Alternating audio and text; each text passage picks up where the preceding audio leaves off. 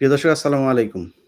আপনারা জানেন যে উপদেষ্টা পরিষদ গঠন হয়েছে বিপ্লবের পরে, সেই বিপ্লবের সাথে যারা সম্পৃক্ত ছিল সেই মানুষগুলোকে একেবারে শুরু থেকেই কোণঠাসা অবস্থায় রাখা হয়েছে এবং যে ২ জনকে রাখা হয়েছে উপদেষ্টা পরিষদে তাদেরকেও আসলে সেইভাবে মতামত প্রকাশ করার সুযোগ দেয়া হচ্ছে কিনা সেটা নিয়েও মানুষের মধ্যে প্রশ্ন দেখা দিয়েছে।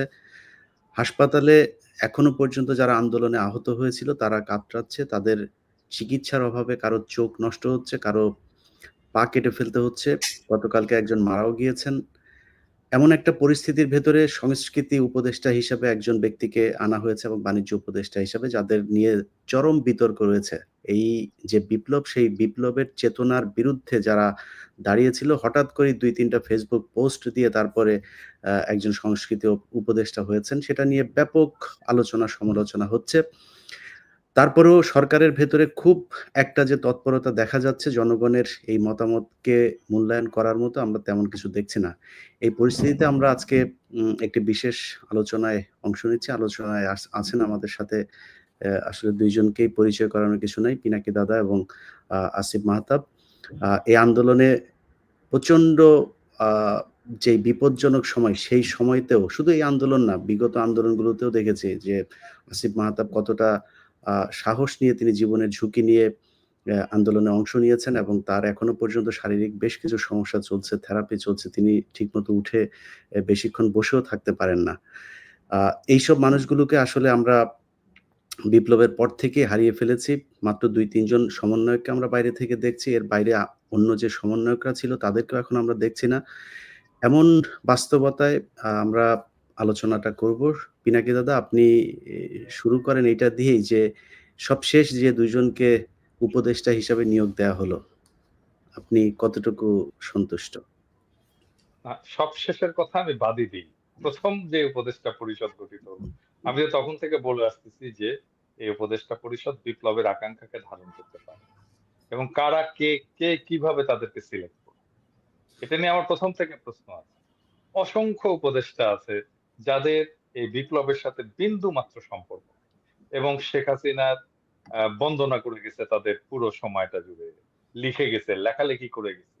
এবং এই বিপ্লব ব্যর্থ হলে তারা আগের যা করতো সেই কাজই করতো এবং এমন না যে এরা খুব দক্ষ মানুষ। হ্যাঁ? এরা কেউই খুব দক্ষতা নাই। মানে আমি আমি আর নাম ধরে বলতে চাই না। এদের কোন ধরনের দক্ষতা নাই। এরা কোন কাজ জানে না। এরা আধুনিক দুনিয়া সম্পর্কে জানে না। কিভাবে দুনিয়া চলতেছে সেটা জানে না। ম্যানেজমেন্ট এর কোন স্কিল নাই। বয়স্ক, বৃদ্ধ, জরাজীর্ণ, প্রত্যেকের হাজারোটা অসুখ। এ তারা চলতে পারে না। আপনি দেখেন মা এই যে আব্দুল্লাহ মারা গেল, ১০০ দিন রোগে ভুগে সিএমএইচ এ মারা গেল বাচ্চাটা।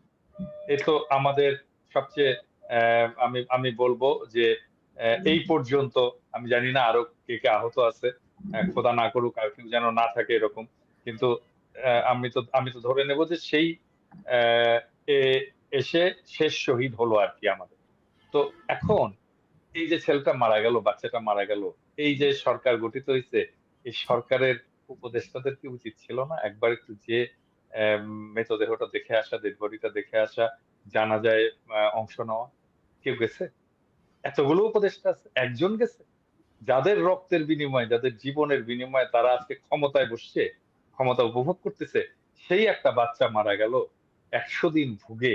একটা উপদেষ্টার সময় হলো না যে একটু জানাজা করে আসা? মানে এরা এরা এরা কোন নৈতিকতায় সরকারের চেয়ার গুলোতে বসে আছে? এই প্রশ্নটা তো করতে হবে। এবং এই জন্যই বসে নাই কারণ বিপ্লবে তো তাদের কিছু যায় আসে না। ওই বাচ্চার জীবন যাওয়া না যাওয়া দিয়ে তার কিচ্ছু যায় আসে না। সে তার বাচ্চাও না। ওরা তো আমাদের বাচ্চা। কিন্তু এই বাচ্চা তো এই উপদেষ্টাদের বাচ্চা না। বাচ্চা হলে নিশ্চয়ই যেত। নিজের ছেলের নিজের ছেলের জানাজায় যেত না। ওরা আমাদের ছেলে ওরা আমাদের ছেলে না, ওরা আমাদের সন্তান। এই এই এই আব্দুল্লাহর মৃতদেহ তো চারদিকে ৪ জন উপদেষ্টা বহন করে নিয়ে যাওয়া উচিত ছিল বীরের মতো করে। আমি সিওর আজকে যদি যদি উপদেষ্টা হতো, আসিফ মাহতাব উৎস যদি উপদেষ্টা হতো, আমি সিওর ও যে সামনে দাঁড়াইতো। ও ইমামতি করত। শুধু ইমামতি করত না তারপরে ওই খাটিয়া নিয়ে ও সামনে যেয়ে দাঁড়িয়ে যাইত। আমি শিওর এটা বলে দিতে হইতো না, কারণ ও ওন করে। ও তো বুক চিতায় তো এই লড়াইয়ে নামছে, ছাত্রদের উৎসাহ দিছে। কয়টা শিক্ষক ছাত্রদের সাথে যে লড়াইয়ে নামছিল? আসিফ নামছিল? শুধু নামছিল না, গ্রেপ্তার হয়েছে, এবং তাকে তাকে যখন নির্যাতন করছে সবাই দেখছে। হাতে হাঁটতে পারতো না, হাতে একটা লাঠি ছিল, সেই লাঠি দিয়ে, এবং ওর একটা চিহ্ন আছে আঙুল এরকম উঁচু করে, তাই না আসিফ? জি, জি, হ্যাঁ, জি। হাত হাত কিন্তু ও আঙুল উঁচু করে আছে, মানে একটা সাইন দিচ্ছে, তার বিজয়ের চিহ্ন সে কিন্তু দিয়ে যাচ্ছে। তার শাহাদাতের চিহ্ন। বিশ্বাস অনুসারে, তার ধর্ম বিশ্বাস অনুসারে সে শাহাদাতের চিহ্ন দিয়ে দিচ্ছে। তো এরকম ছেলে যদি থাকতো, আসিফরা যদি থাকতো আজকে উপদেষ্টা পরিষদে, আজকে চেহারা অন্যরকম হতো। চেহারা অন্য। আজকে আজকে আজকে তো আমাদেরকে প্রত্যেককে উপদেষ্টাকে জিজ্ঞেস করতে হবে, লজ্জা দিতে হবে। আপনার ছেলে যদি শহীদ হতো, আপনি জানাজা করতে যেতেন না? আপনার ছেলে নাও। যারা শহীদ হয়েছে আমরা বলি না ওরা আমাদের ছেলে? যারা আহত হয়েছে আমরা বলি না ওরা আমাদের ছেলে, বাচ্চা আমাদের? তা আপনি যেতেন না? এই তো উপদেশটা আমার। বাচ্চারা রক্ত দিল, আর এই বুড়া হাবড়া, আমি বলি বুড়া খাটাস, এই বুড়া খাটাস গুলো যে ক্ষমতা উপভোগ। না, কালকে রাতে যখন দেখেন, রাতে আসিফ নজরুলের বক্তব্যটা আমি শুনলাম। সেই বক্তব্যের ভেতরে তিনি বলছেন যে ডিসেম্বরের মধ্যে সবকিছু ঠিক হয়ে যাবে। মানে এটা নভেম্বর চলছে, ডিসেম্বর। তার মানে ১ মাস তাদের সময় লাগবে এটা নিয়ে কোনো একটা সিদ্ধান্তে পৌঁছাতে। তো কালকের কোনটা যে নিয়ে? কোনটা এই নিয়ে? হাসপাতালে, পঙ্গু হাসপাতালের সামনে গিয়েছিলেন তিনি রাতে। যখন ওই আমি চিকিৎসা নিয়ে? জি, ওই চিকিৎসা নিয়ে আমি আপনাকে ইলিয়াস, আমি আপনাকে আজকে বলতেছি, আপনি লিখে রাখতে পারেন। কিচ্ছু করতে পারবেন, ওরা জানেই না। আমাকে তো এই বাচ্চারা প্রত্যেকদিন ফোন করে, কেউ না কেউ ফোন করে, এবং আমি ওদের ফোন ধরি, কথা বলি, দীর্ঘ সময় ফোন করে কথা বলে, ওরা কান্নাকাটি করে, আমিও কিছু কান্নাকাটি করি, এবং আমি তো ওদের প্রবলেমটা বুঝি। এই এই পুরো উপদেষ্টা পরিষদ কেউ জানে না ওদের প্রবলেমটা আসলে, কেউ জানে না। আমি বলতেছি ওরা কেউ জানে না, কথা বলেনি ওদের সাথে, ওদের সমস্যাটা কি জানে না। বললেই হলো 1 মাসের মধ্যে সলভ করবে, জীবনেও পারবে না ওরা কিছু। আমি আজকে লিখে দিতে পারি, যদি কিছু করতে পারে আমি কান কেটে দিব, কুত্তায় খাও। আমি কান কেটে দিয়ে দিব, কুত্তায় খাওয়াবো। না, সে করার জন্য করবে না করবে সেটা তো পরে। মানে করার জন্য ডিসেম্বর পর্যন্ত সময় উনাদের কেন লাগবে? মানে এই সময়টাতে আপনি ডিসেম্বরে পারবে না ইলিয়াস, ডিসেম্বরে ওরা পারবে না, ওরা কিচ্ছু করতে পারবে না, কারণ ওরা জানেই না প্রবলেমটা কোথায়। না, সলভ করা তো দূরের কথা। আপনি একজন চিকিৎসক। আপনি জানেন যে যতটা সময় পার হবে, একজন চোখের যে সমস্যাটা, পায়ের সমস্যাগুলো, এগুলোর যত সময় পার হবে তত তার ওইটার বিপজ্জনক অবস্থায় যাবে, এবং সেটা ইলিয়াস আপনি জানেন, আসিফও জানে, আমি 5ই অক্টোবর আমি বলছিলাম যে চিকিৎসার জন্য কি করতে হবে, এবং আমি নিজেকে ভলান্টিয়ার করছিলাম যে আমি এটা ভলান্টিয়ার করব। আমি এই একটা পরিকল্পনা করছিলাম, ওয়ান স্টপ একটা সার্ভিস সেন্টার করা হবে, যেখানে সমস্ত আহতরা আসবে, তাদের চিকিৎসা শুধু হবে না, তাদের সাইকোথেরাপি হবে, কাউন্সেলিং হবে, এবং ফাইনালি তাদেরকে পুনর্বাসন করা হবে। আমি 5ই অক্টোবর একটা পরিকল্পনা দিচ্ছিলাম। তারপরে ডিজি হেলথ, তারপরে এটা স্বাস্থ্য উপদেষ্টার নজরে পড়ছে, ডিজি হেলথ কে বলছে যে আমার সাথে বসে এই পরিকল্পনাটা চূড়ান্ত করতে। আমি লিখে দিছি প্রজেক্টের রেশনাল, লিখে দিছি অবজেক্টিভ, লিখে দিছি। তারপরে তাদের আসার কথা ছিল, কেউ আসেন। আমি কিন্তু স্বাস্থ্য উপদেষ্টাকে বলছি যে টাকার কথা চিন্তা করেন না আপা, আমি টাকা জোগাড় করে দিই। আরে ভিক্ষা করে টাকা জোগাড় করে দিতাম। কয় টাকা লাগতো? সেটা তো আমরাও বিভিন্ন সময় এই কথাগুলো বলছি যে যদি টাকা প্রয়োজনে আমি প্রবাসীরা দেওয়ার আমি জন্য তো রাজি। ইলিয়াস নিজে দায়িত্ব নিতে চাইছিলাম। আমি হুম, নিজে দায়িত্ব নিতে হুম, চাইছিলাম যে আমাকে দেন। আমি এদের চিকিৎসার ব্যবস্থাটা করে হুম, দিচ্ছি। হুম। আমি পরিকল্পনাটাও করে দিচ্ছি। একটা জিনিস 14 জনকে বলতে হয়, তারপরে কোনো কাজ হয় না। জি, আসিফ মাহতাব, আ আ আপনি আন্দোলনের একেবারে শুরু থেকেই ছিলেন। জি। যদিও আন্দোলন শেষ হবার পরে আর আপনাকে আমরা দেখছি না। আপনি সিনের বাইরে চলে গিয়েছেন বা আপনাকে বাইরে রাখা হয়েছে।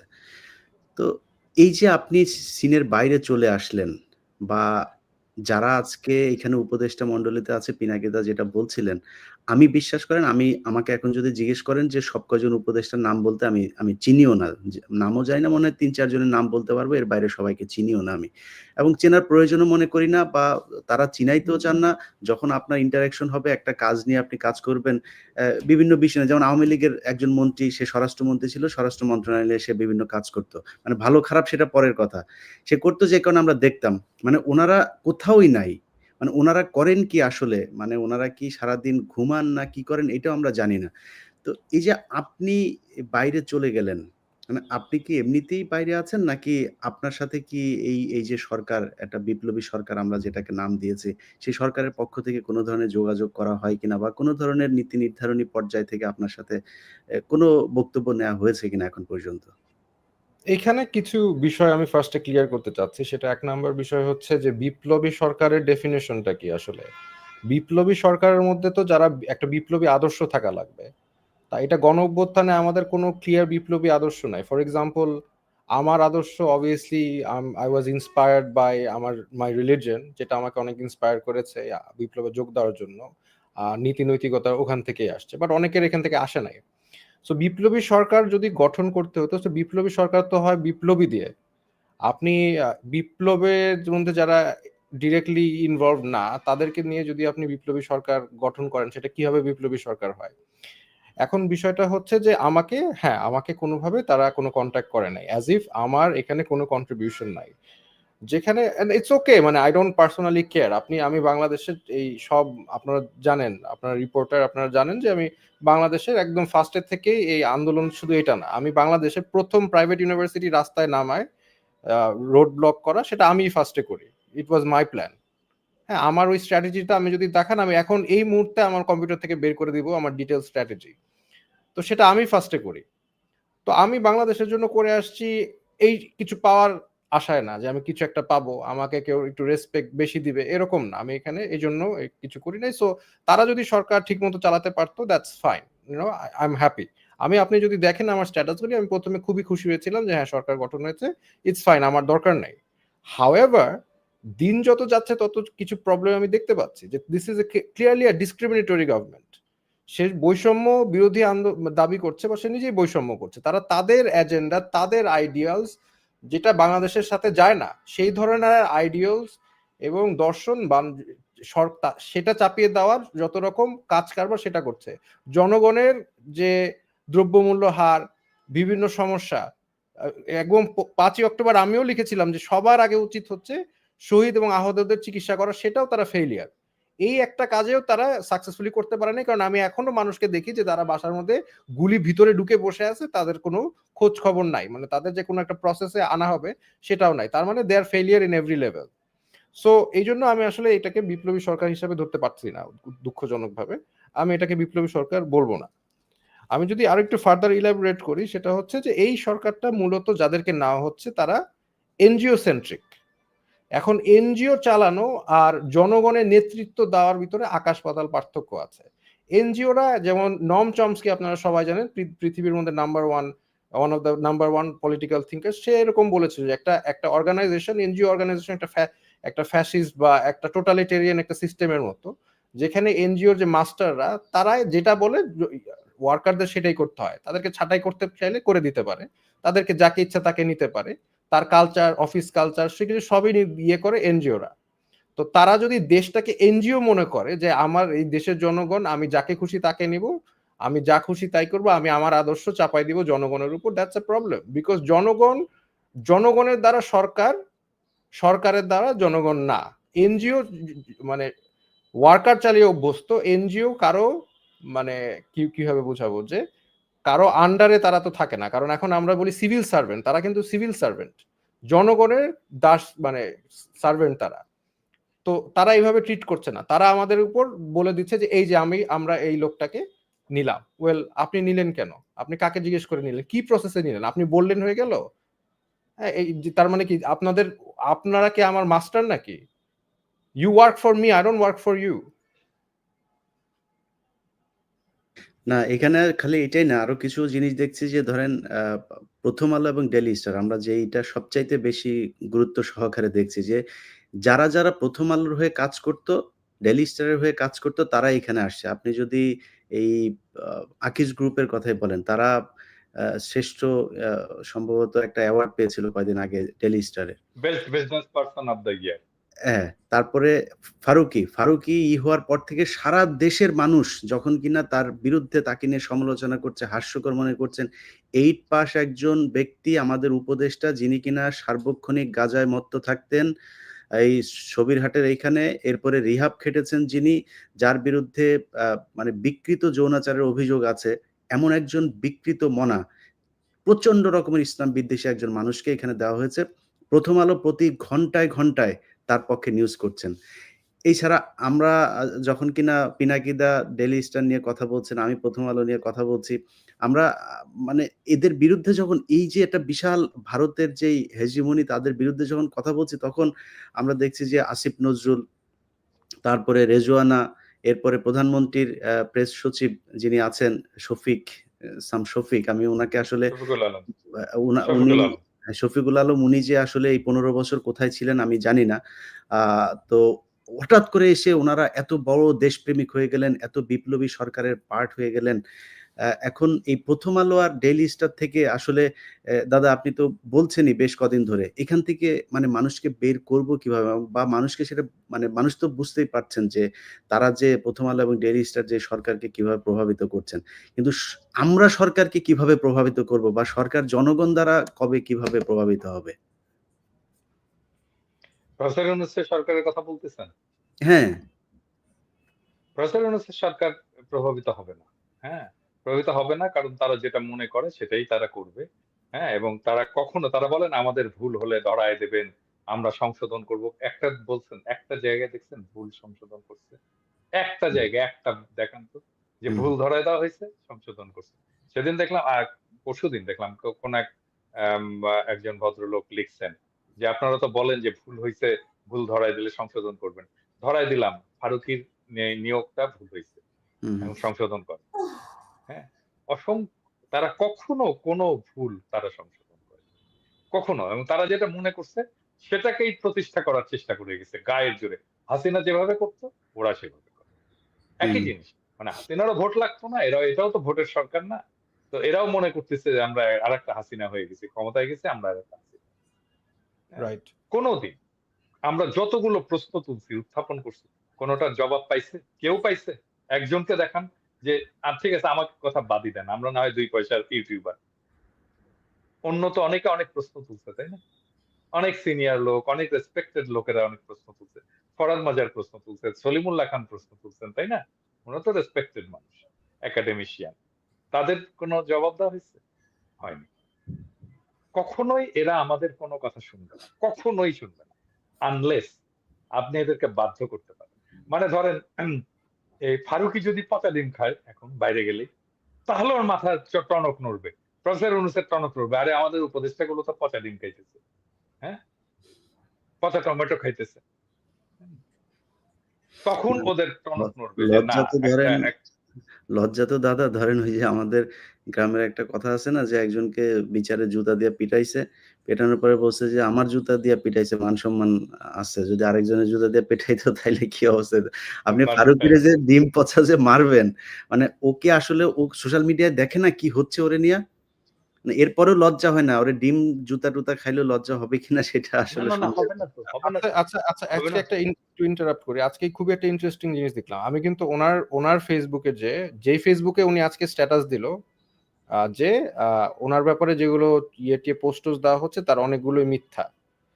এখন ওনার প্রোফাইল থেকে আমি নিজে যেই প্রোফাইলে উনি এই পোস্টটা দিয়েছে, সেই প্রোফাইলে আমি নিজে যে উনি যে এলজি এগুলো সাপোর্ট করে, সমকামিতা সমর্থন করে, এগুলি যে পোস্ট, সেটা আমি নিজে স্ক্রিনশট নিয়েছি। আজকে যে দেখি নাই, তার মানে উনি ডিলিট করেছেন। উনি যদি এতই সব যদি মিথ্যাচার হয়, তাহলে উনি ডিলিট করলো কেন ওনার পোস্ট? ওটা তো আমি নিজে করেছি কাজটা। সো ডিলিট করে তো লাভ নেই, এগুলো তো এখন সবার হাতে হাতে চলে গিয়েছে, সে ডিলিট করলেই হবে? সে তো সে বোয়াগ, এবং তার যে সিনেমা নাটকগুলো আছে সেগুলো সে ডিলিট করবে কিভাবে? আমি আজকে কথা বলছিলাম বুঝছেন একজনের সাথে, তারা তার একটা নাটক আছে, নাটকের নাম হচ্ছে, আমি নামটা ভুলে গেছি, এই যে দেশাত্মবোধক গানের একটা কথা আছে ওই গানের নামে, সেটাতে জামাত ইসলামের আপনার গোলাম আজম টাজম এদেরকে নিয়ে কটাক্ষ করে করা আছে। তিনি করছিলেন, বাইরে ছিলেন, বাইরে থেকে সেটে গিয়েছেন, সেটে যাওয়ার পরে একটা শুটিং হয়েছে, ওইখানে শুটিংটা ছিল হচ্ছে মিছিল করবে, জামাত ইসলামের একটা মিটিং হবে, গোলাম আজমের সামনে গোলাম আজম, যে গোলাম আজমের চরিত্রে অভিনয় করছে তাকে সামনে রেখে পেছনে একটা ইয়ে হবে। তো সেই মিছিলটা উনি আবার যেহেতু ডিরেক্টর সেটে এসে তারপরে ওই মনিটরে দেখছেন ফুটেজগুলো কি হলো। সেই ফুটেজ দেখার পরে ইচ্ছামতো গালাগালি এবং ওর সেটে নাকি প্রচন্ড রকমের গালাগাল করা হয়। এটাও প্রমোট করে। মানে খামোখায় একজনকে ধরেন আমরা বলি না, "এই ভাই এদিকে আয়।" উনি নাকি ওইখানে একটা খারাপ ভাষায় গালি দিয়ে তাকে ডাক দেয়। এটা ওর নরমাল একটা জিনিস। সেখানে সে গালাগালি শুরু করছে যে, "এই শুটিং আবার করতে হবে। মিছিলটা আবার করাইতে হবে।" কেন? বলছে, "মিছিলে সবার মাথায় টুপি দেয়া লাগবে। টুপি নাই কেন?"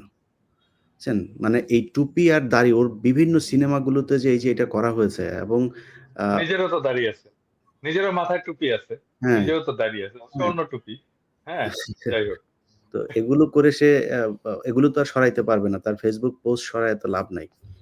না, হুম, উনি কালচারের উপদেষ্টা।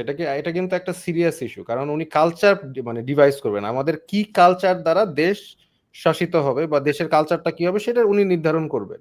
উনি পলিসি মেক করবেন, উনি ওখানে পুশ করবেন। তো এখন উনি কি আমাদের দেশের কালচারের রিপ্রেজেন্ট করে? আর যদি করে থাকে তাহলে গভর্নমেন্ট আমাকে এটা দেখাক যে কিভাবে তাকে নিয়োগ করা হলো বা হুম। কিভাবে উনি আমাদের কালচার রিপ্রেজেন্ট করে। মানে এটার অ্যানসারটা আছে কি? বিএনপির একটা অংশ তাকে সাপোর্ট করতেছে। হ্যাঁ? এবং যুক্তি কি?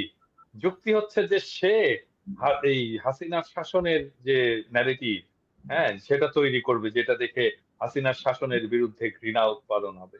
আরে বেটা, এই শেখ মুজিবের শাসন, হাসিনার শাসনের বিরুদ্ধে ন্যারেটিভ কারা তৈরি করছে এতদিন ধরে? কারা তৈরি করছে? ফারুকই তৈরি করছে। ও করতে পারবে? ন্যারেটিভ কিভাবে তৈরি করতে জানে? ও জিন্দেগিতে করতে পারবে একটা পলিটিক্যাল ন্যারেটিভ তৈরি?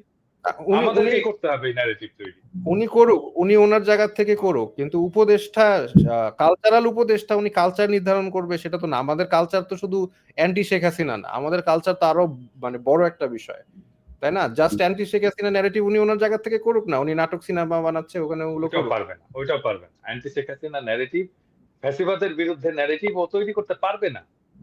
ব্যারে এটা তো একটা স্কিল লাগে। স্পেসিফিক স্কিল লাগে। ওটা লিখুক তো। একটা উপন্যাস লিখুক তো। না ওর বেশিরভাগ নাটকগুলোই নাকি আপনার ওই আরেকজনের নাটকই করে নেয় এবং এটা নিয়ে তার সাথে বেশ কয়েকজন তার জুনিয়র পরিচালক যারা আছে তাদের সাথে সে বিট্রে করেছে যে কারণে মিডিয়াতে সবাই এই বিষয়গুলো জানে এবং একটা ইয়ে হচ্ছে পিক পকেট তার একটা ইয়ে আছে আরেকটা হলো শনিবারের বিকেল। এই শনিবারের বিকেলে সে হচ্ছে ওই যে হোলি আর্টিজান নিয়ে আপনার হলি করেছে। আর্টিজান নিয়ে হ্যাঁ, এটা ওটা কি কিন্তু আমি দেখিনি। বাংলাদেশে কিন্তু এটা আপনার মুক্তি পায় নাই। অথচ সেটা ইন্ডিয়াতে মুক্তি পেয়েছে। বুঝছেন? মানে এটার পুরো প্রযোজনা, টাকা-পয়সা, ফান্ডিং যা সব সে ভারত থেকে পেয়েছে। সো আমরা সরাসরি এমন একজন মানুষকে আমাদের সংস্কৃতির দায়িত্ব দিয়েছি, যিনি কিনা ভারতের হয়ে কাজ করেন, 'প্রথম আলো', 'ডেইলি স্টারের' এজেন্ডা বাস্তবায়ন করেন। ইন্ডিয়ান হুম। নায়ক নায়িকা ছাড়া তার সিনেমা তো হয় না। এ এ হ্যাঁ?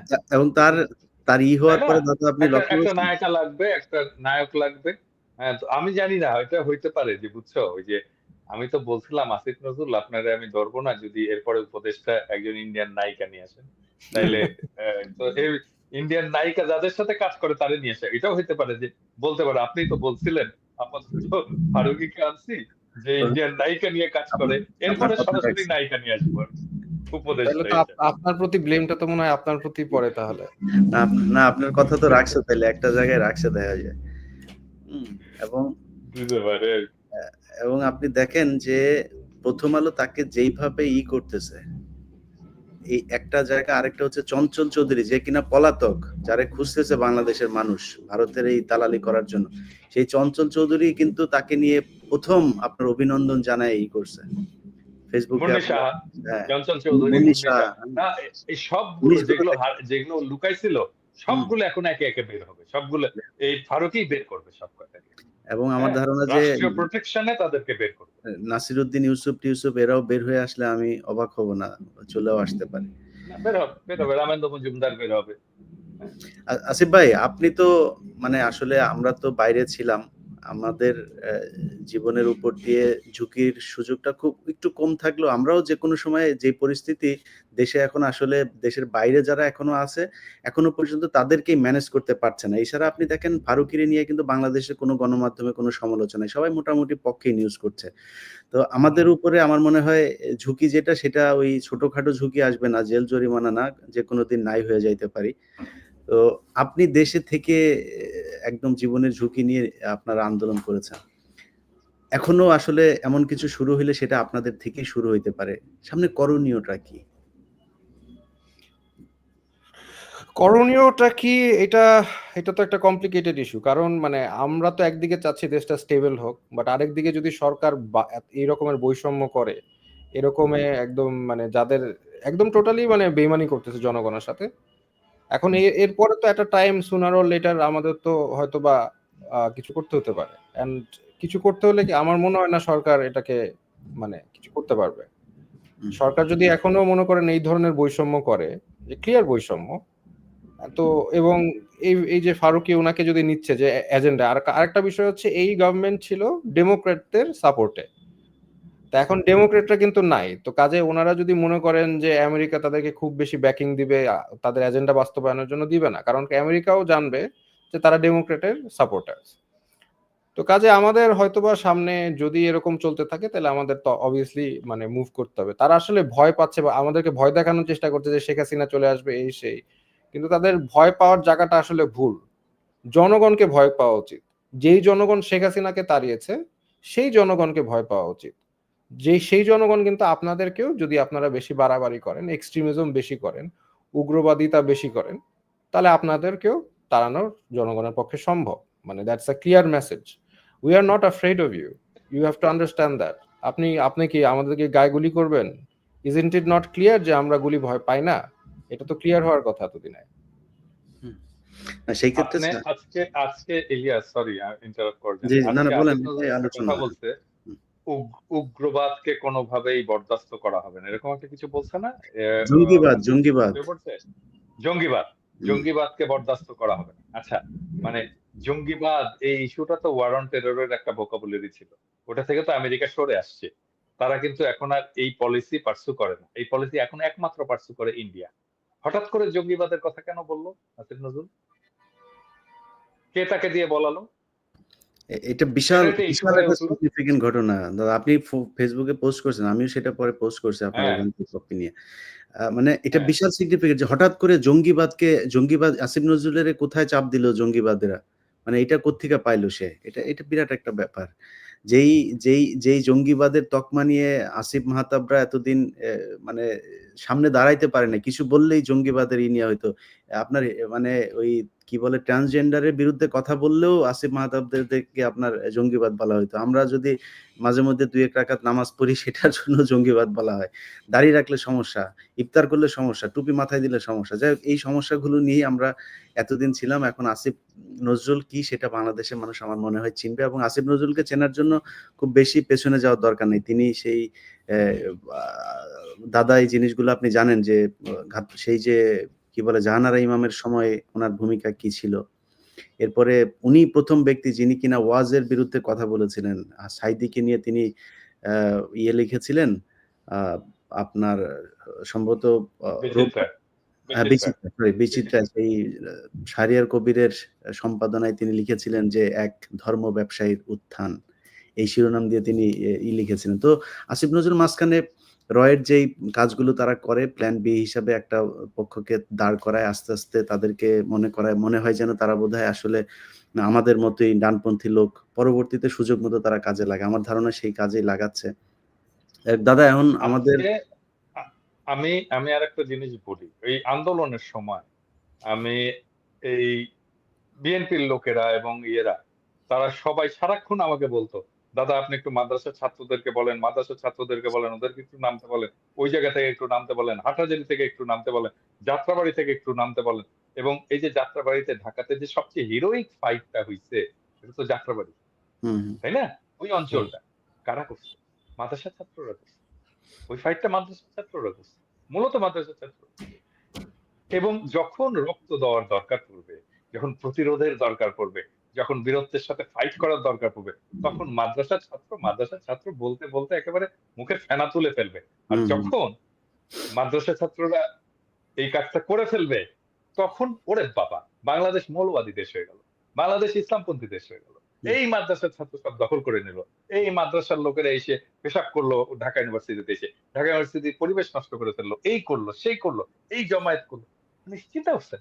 এদের মানসিকতা চিন্তা করছেন? আপনার মাঝখানে একটা পোস্টের কথা মনে আছে দাদা? ওই যে প্রথম আলো আমি খেয়াল করিনি, এটা আপনার পোস্ট দেখে তারপরে খেয়াল করলাম। তারা ওইটাকে স্পন্সর করছে, আপনার বুস্ট করছে যে জাহাঙ্গীরনগর বিশ্ববিদ্যালয়ে ছাত্র শিবিরের বিরুদ্ধে বামপন্থীদের 2.5 জন লোক 10-12 জন, হ্যাঁ, 10-12 জন, 10-12 জন। হ্যাঁ, মিছিল হ্যাঁ, করছে। সেইটা প্রথম আলো আবার স্পন্সর করছে। এটা বুস্ট করে তারপরে মানুষকে জানাচ্ছে বামপন্থীদের সেই মিছিলের কথা।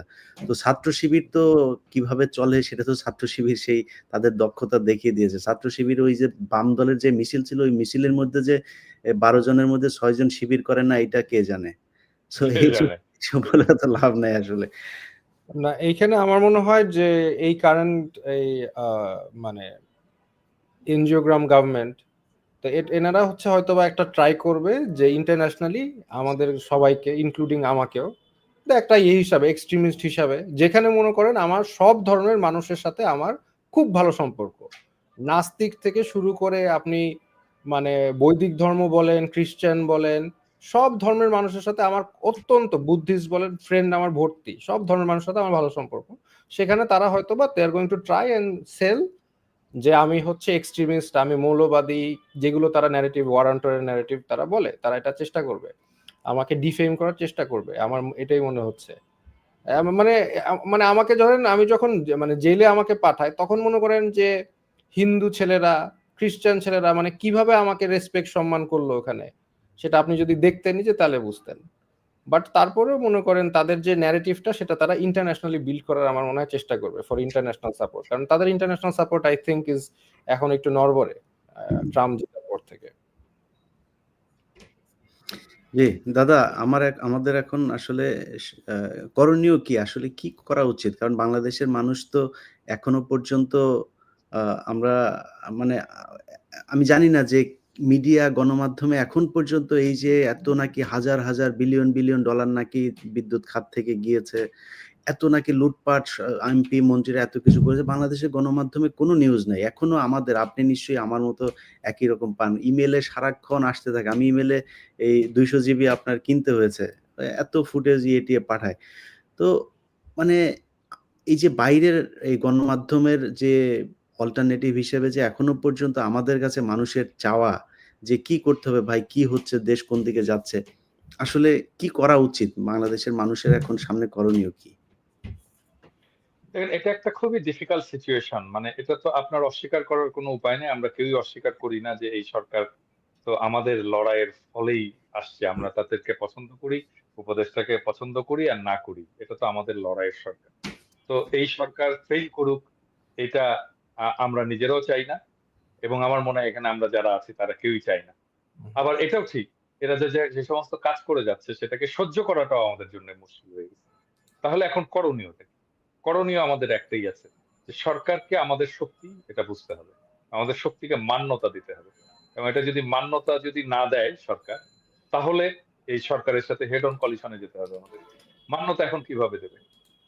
আমরা তো এর আগে অনেকবার, আমি বললাম না যে আমরা এর আগে অনেক, অনেক ভুল ধরায় দিছি। অনেক সময় ক্ষমা চাইতে বলছি। কোথাও কখনো তারা ক্ষমা চায়নি, ভুল স্বীকার করেনি। হ্যাঁ? আজকে শুনলাম যে ওই আহত ছাত্রদের ওইখানে যেয়ে নাকি শুধু ক্ষমা চাইছে যে এটা আমাদের ভুল হয়ে গেছে। বাট ফারুকীকে এই মন্ত্রিসভা থেকে বাদ দিতে হবে। এটা ফার্স্ট। ফারুকীকে যদি মন্ত্রিসভা থেকে বাদ না দেয়, এই সরকারের এই স এ এই এই সরকার শুধু, মানে এই শুধু ফারুকী না, এই সরকারের প্রত্যেকটা বিষয়ের বিরুদ্ধে আমাদের রেজিস্ট্যান্স জারি রাখতে হবে এবং এটাকে তীব্র করে তুলতে হবে। হ্যাঁ? আমি আজকের ভিডিওতে আজকে আমি দেখলাম, মানে আমি তো ভিডিও স্ক্রিপ্ট লিখি, এটা ঠিক। কিন্তু আমি যখন বলি তখন তার স্ক্রিপ্ট মেনে বলি না। নিজের যেভাবে আসে আরকি সেটা বলে দেই।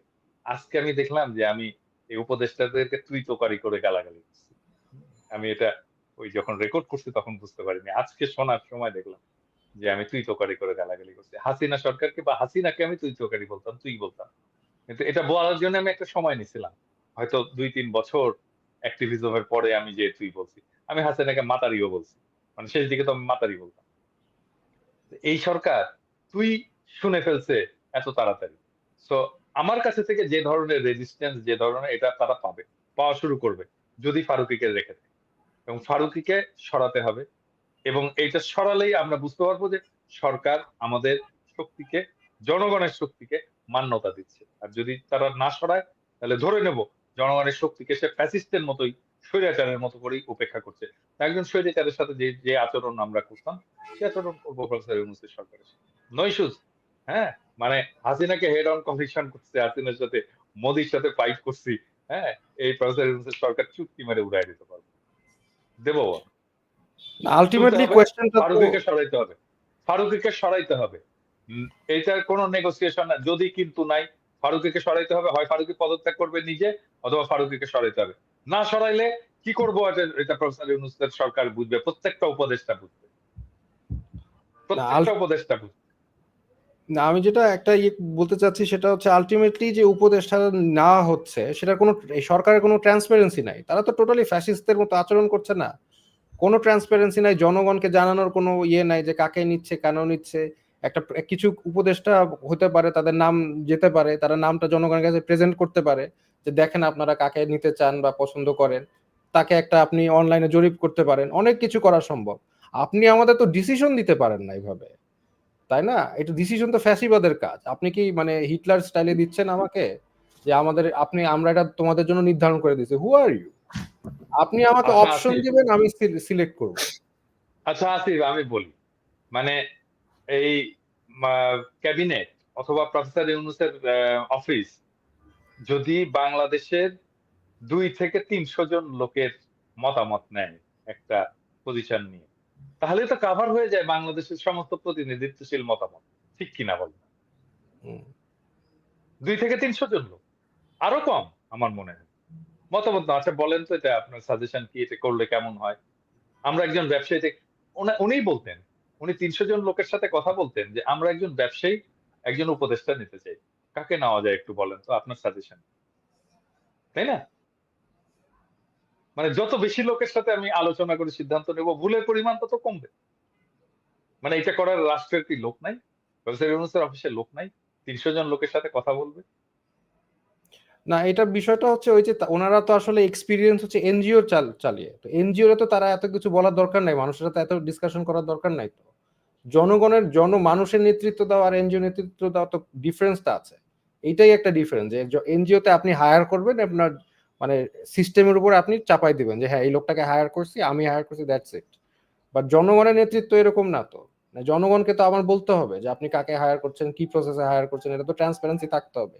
এই ধরনের পলিটিক্যাল সেন্সটা মনে হয় এই গভর্নমেন্টের নাই, কারণ দেয়ার ওভারঅল ওরা যারা নিচ্ছে টোটালি এনজিও সেন্ট্রিক লোক। ম্যানেজারিয়াল স্কিলও আসিফ, ম্যানেজারিয়াল স্কিলও, হ্যাঁ, তার তো একটা ইয়ে থাকবে। মানে আমি তো একটা কোম্পানিতে কাজ করি, আমি তো একটা প্রতিষ্ঠানে কাজ করি, একটা ফরাসি প্রতিষ্ঠানে কাজ করি। আমরাও যখন কোনো একটা পলিসি নেই, একটা বিজনেস পলিসি আমরা যখন, আমাদেরও কিন্তু এটা ভেটিং করতে হয় সব স্টেক হোল্ডারদের সাথে। হ্যাঁ, মানে যাদের সাথে আমরা কাজ করি, এই ধরেন dermatologist, aesthetic doctor, specialist, professor, academician, researchers, এরকম অসংখ্য লোকের সাথে আমাদের কথা বলতে হয় ফর্মালি। Right. হ্যাঁ, কথা বলে রেকর্ড নিতে হয় যে আমরা এটা করতে চাচ্ছি, আপনার ডাক্তার সাহেব এটা কি মনে হয়, আপনার মতামত। হ্যাঁ, তারপরে সে কারণেই তো আমরা এত পাওয়ারফুল হইতে পারছি, একটা অর্গানাইজেশন এত পাওয়ারফুল হইতে পারছে। হ্যাঁ, কারণ আমরা যেটা চিন্তা করি, ঠিক আছে, আমাদের প্রত্যেকের ধরেন প্রায় আমাদের অফিসে তো আর এমন কেউ নাই যার বিজনেস গ্রাজুয়েশন নাই, মার্কেটিং এ যারা কাজ করছে পিএইচডি নাই। হ্যাঁ, এরকম সমস্ত লোকজন আছে, সব এক্সপার্ট আছে, বাট স্টিল আমাদের প্ল্যানিংটাকে, আমাদের মেথডটাকে ভ্যালিডেট করে নিতে হয় স্টেক হোল্ডার, এবং সেই কারণেই আমাদের ভুলের সংখ্যা পরিমাণ কমে যায়। তো প্রফেসর ইউনূসের একটা একটা ডেটাবেস থাকবে না, তার একটা অ্যাডভাইজারি কাউন্সিল থাকবে না, অ্যাডভাইজারি কাউন্সিল নাও কনসালটেশনের জায়গা থাকবে না, যে আমি এই বিষয়টা হলে, ধরা যাক আমি হেলথ নিয়ে আমি একটা ডিসিশন নেব, মেজর ডিসিশন, তাহলে আমি কতজনের সাথে আলাপ করবো, কার কার সাথে আলাপ করবো? Very senior, young, mid level, academician, researcher, practising doctor, clinician, এইভাবে তো আমি একটা ইয়ে করবো, তাই না? করে, বা হেলথ অ্যাডমিনিস্ট্রেটর, এরকম করে আমার একটা একটা প্যানেল থাকবে যার সাথে আমি কথা বলবো যে আচ্ছা বলেন তো এটা এই ডিসিশনটা নিয়ে যাচ্ছে, এটা আপনার ইয়েটা কি? আরে মাথার মধ্যে থেকে তো চিন্তা বাড়ায় না, এটা তো এইভাবে চলে না দুনিয়া। এটা তো ওদেরকে বুঝতে হবে, এরা আসলে জানেই না দুনিয়াটা কেমন করে চলে। কারোর সাথে কোনো কথা, কারোর সাথে কোনো আলাপ নাই, মাথার মধ্যে যেটা আসতেছে মতিউর রহমান আর মাহফুজ আনাম যেটা বলতেছে ঠিক সেটাই মানে ম্যাসিভ নেপোটিজম মানে এক্সট্রিম লেভেলের নেপোটিজম। তাদের লোক তারাই দিবে, তাদের আদর্শ তাদের দর্শন, তার বাইরে কাউকে একসেপ্ট করবে না। এটা তাদের মানে ম্যাসিভ নেপোটিজম আমার মনে হয় ওভারঅল। হ্যাঁ, ওই তো রক্ত দেওয়ার সময় মাদ্রাসার ছাত্র, আর ক্ষমতায় বসার সময়, চেয়ারে বসার সময় প্রথম আলো লেগেছে। হ্যাঁ, এটাই হচ্ছে বাংলাদেশের সুশীলদের, এটাই হচ্ছে বাংলাদেশের সুশীল এলিটদের স্ট্র্যাটেজি। বাট এলিটরা গেল কিভাবে? এলিটরা ওখানে গেল কিভাবে? সেটাই তো একটা কোয়েশ্চেন না? এত এলিট যাবে কিভাবে? কোন প্রসেসে গেল? আমরা কি ওদের জন্য, ওদেরকে বসানোর জন্য আমাদের এখানে স্টেক হোল্ডার নাই? আমাদের বলার অধিকার নাই কে কে বসবে কে বসবে না? আন্দোলন কি ওরা একাই করছে? ওইটা তো আসিফ প্রথম দিনই হয়ে গেছে। আর্মি চিফ ডাকছে সবাইকে, ড্যাং ড্যাং করতে করতে চলে গেল। আরে তুমি বিপ্লব করছো, আর্মি চিফ ডাকার কি? তুমি আর্মি চিফকে বলবো আমাদের এখানে আসেন, ইউনিভার্সিটিতে আসেন, ঢাকা ইউনিভার্সিটিতে আসেন, হোটেল শেরাটনে আসেন, দরকার নয়তো ঢাকা ক্লাবে আসেন, এখানে আলাপ করি। আর্মি চিফ ক্যান্টনমেন্টে রাখতেছে, বাস পাঠাই দিছে, বাসে ড্যাং ড্যাং করতে করতে মির্জা ফখরুল যাচ্ছে, জামাতের আমির যাচ্ছে, তা জোনায়েদ সাকি যাচ্ছে, আসিফ নজরুল যাচ্ছে, তারপরে ইভেন আমাদের মামুনুল হক যাচ্ছে, সবাই ড্যাং ড্যাং করতে করতে চলে গেল। কেন? মানে এইটুকু পলিটিক্যাল সেন্স নাই আমি ওখানে যাব না? আরে ভাই শোনেন, আমি আমার সাথে অনেকে দেখা করতে আসে, হ্যাঁ, তো আমি তখন এটা বলে দিই, এটা ট্রিক্স আর কি, এটা বলে দিই। তো আমার সাথে দেখা করতে আসে, বলে আসেন কফি খাবো আপনার সাথে। আমি বললাম না, আমার বাসায় আসে। হ্যাঁ, তো আমার সাথে যদি দেখা করতে আসেন, আমি যদি ওইখানে ফ্যাক্টর হই, তাহলে আমার বাসায় আসতে হবে। হ্যাঁ, তো তাহলে বিপ্লব যদি আমি করে থাকি, তাহলে আমার কাছে আপনাকে আসতে হবে, আমি আপনার ওইখানে যাব না। প্রথমেই তো আমি হাত স্বীকার করে নিলাম। আমি তো প্রথমেই আপনার সুপিরিয়রিটি, আপনার হায়ার পজিশন আমি স্বীকার করে নিলাম, সেই জন্য আমি তো গেলাম আপনার ওইখানে।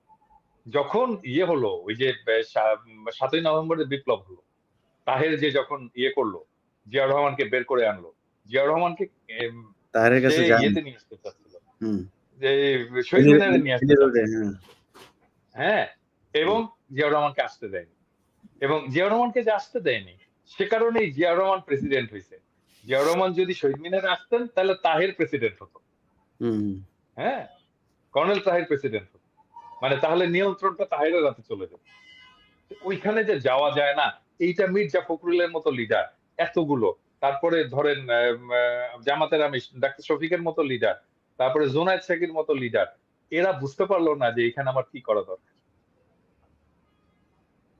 না, এইটুকু তাদের মাথার মধ্যে। আসিফ ভাই, আপনারা তখন কোথায় ছিলেন? মানে আপনাদের প্রতিনিধি আরো বাড়ানো গেল না কেন? না দেখেন, আমি তো ওই টাইমে জেলে ছিলাম, তখন আমি জেল থেকে বের হতে পারি নাই। ও তো জানেই না। আচ্ছা, মানে না, আমি এখন বেসিক্যালি আমি তো এক্সপেক্ট করি নাই যে এইভাবে হুটহাট করে এরকম গভর্নমেন্ট ফর্ম করে ফেলবে, তাই না? এবং গভর্নমেন্ট ফর্ম করছে ভালো কথা, এবং অনেককে ডাকা হয়েছে ওখানে।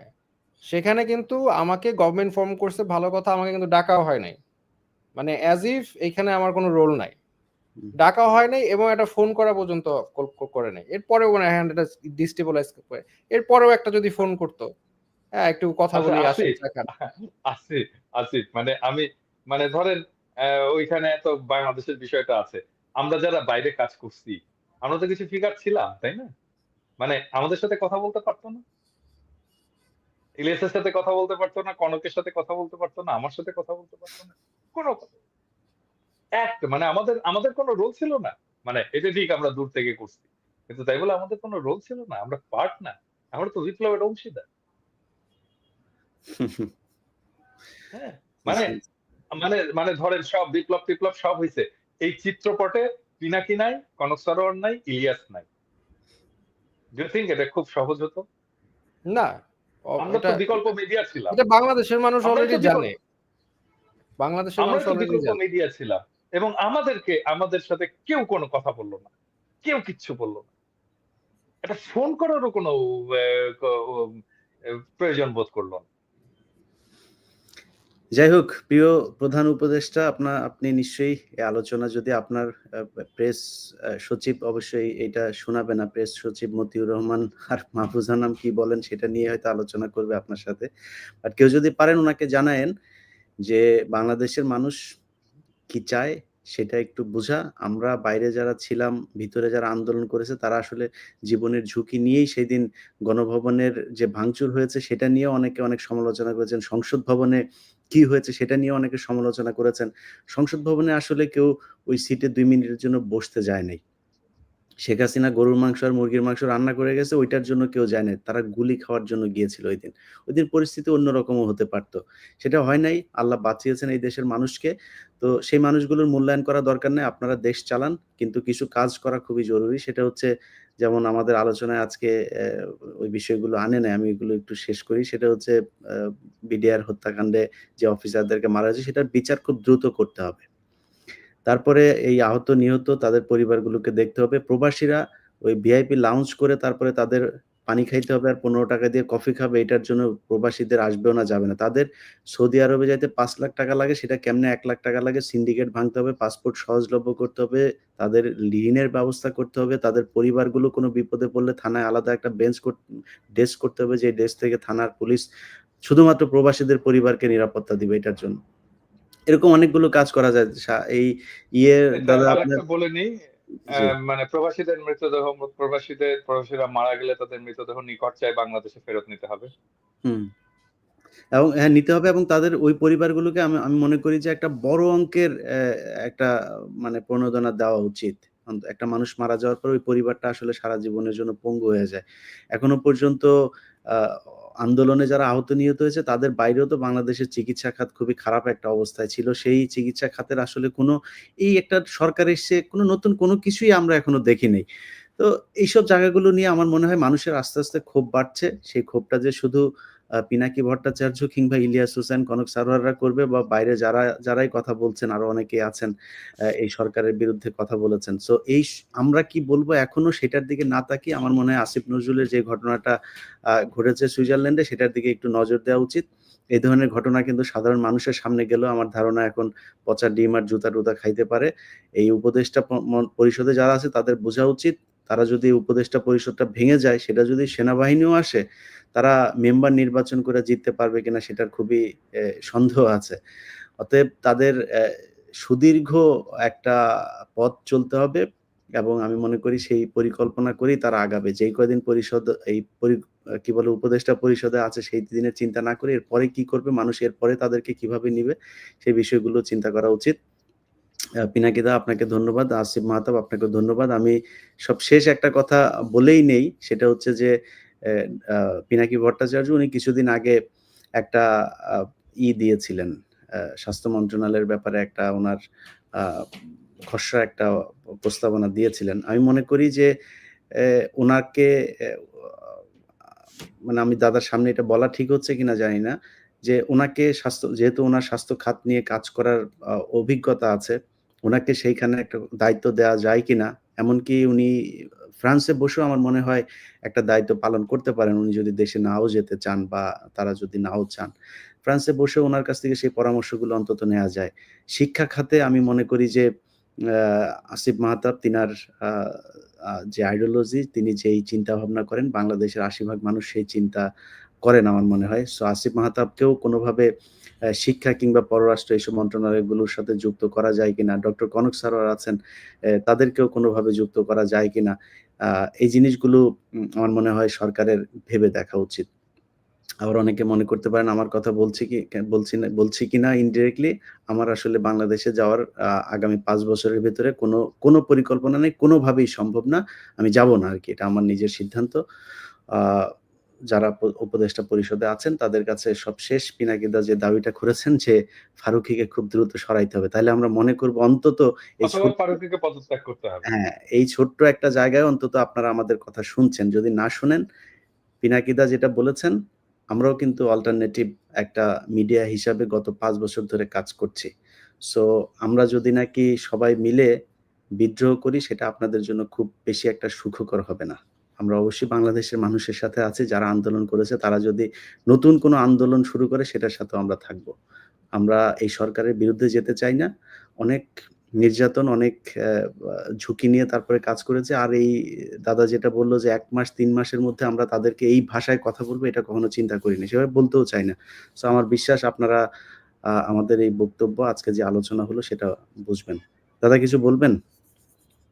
না, আমি মনে করি যে আমাদের কারিকুলাম যে সংস্কার যে কমিটি হয়েছে বাচ্চাদের পাঠ্য বইয়ের, এখানে আসিফকে দ্রুত অন্তর্ভুক্ত করা উচিত।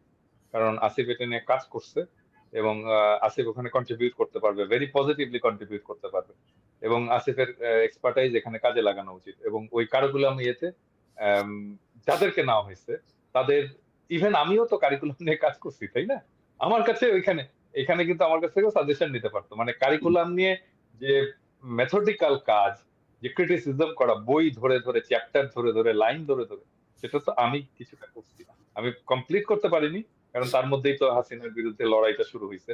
আসিফ ওই কাজটা, যদি আসিফ ওইখানে থাকে তাহলে কাজটা ভালোভাবে ওখানে করবে। দাদা ইদানিং একটা জিনিস দেখছেন, আপনার চোখে পড়ছে যে প্রথম আলো ডেইলি স্টারে অধ্যাপক আবু সাইদ ইদানিং কিন্তু খুব পাখা মেলা শুরু করেছেন। তিনার বিশ্ব সাহিত্য কেন্দ্রের, হ্যাঁ, হ্যাঁ, হ্যাঁ। বিশ্ব সাহিত্য কেন্দ্রের, হ্যাঁ, হ্যাঁ। তো ওনারে তো তাইলে ধরতে হবে। আমি বলে রাখি, সাইদ স্যার যদি কারো কেউ যদি এটা ইয়ে করে, সাইদ স্যারকে দেখাবেন যে স্যার আপনি রিটায়ার করেন, আপনি এর মধ্যে ঢুকেন না আর। হ্যাঁ, মানে বেইজ্জত হবে না, ঢুকেন না, কোনো দরকার নেই। ভালোভাবে বললাম আর কি, আমার বাবার বন্ধু মানুষ তো, এভাবে প্রথম আলো বলতে ডেইলি হবে। স্টার খুব প্রমোট করছেন ওনাকে, জানি না এটার পেছনে উদ্দেশ্য কি। আসিফ ভাই, আপনার যারা শিষ্য ছিল, যাদেরকে নিয়ে আন্দোলন করলেন, তাদের উদ্দেশ্যে যদি, আমি জানি না তাদের সাথে আপনার এখন যোগাযোগ কতটুকু আছে, এই প্রশ্নটা করে আর বিব্রত করলাম না। তাদের প্রতি যদি কোনো উপদেশ, পরামর্শ থাকে। না, তাদের সাথে সবার সাথেই যোগাযোগ আছে এবং আমি সবসময় বিভিন্ন সময় মানে বাংলাদেশের প্রত্যেকটা স্টুডেন্টের থেকেই, বিভিন্ন প্রান্ত থেকে তারা আমার সাথে যোগাযোগ করার চেষ্টা করেন, অনেকে করেছেন এবং করছেন।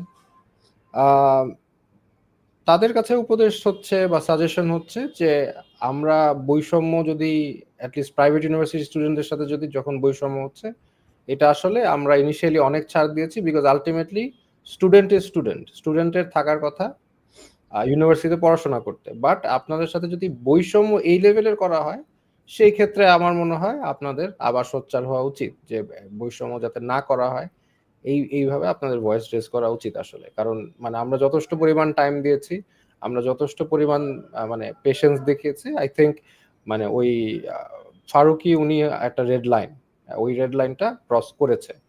কাজে এখন থেকে আমরা মানে টোটালি এই গভর্নমেন্টের কে সাপোর্ট আমরা দিতে পারতেছি না। যদি এই ফারুকি থাকে আমরা সাপোর্ট দিতে পারতেছি না।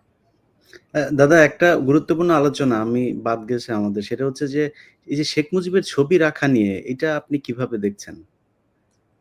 আমি তো এটা নিয়ে ইলিয়াস, আমি এটা নিয়ে প্রথম থেকে তো বলে আসতেছি, তাই না? এবং একজন একজন করে ধরাই দিচ্ছিলাম যে কে কে রাখতেছে।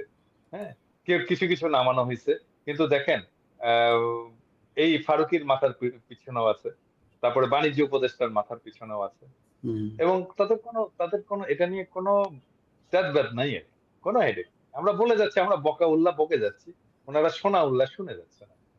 হ্যাঁ, মানে আমি যদি দেশে থাকতাম তাহলে আমি সরাসরি সচিবালয়ে ঢুকে নিজের হাতে সবগুলো রুম থেকে বাইর করে ফেলে দিতাম। তো এরকম কেউ নাই কেন বাংলাদেশে?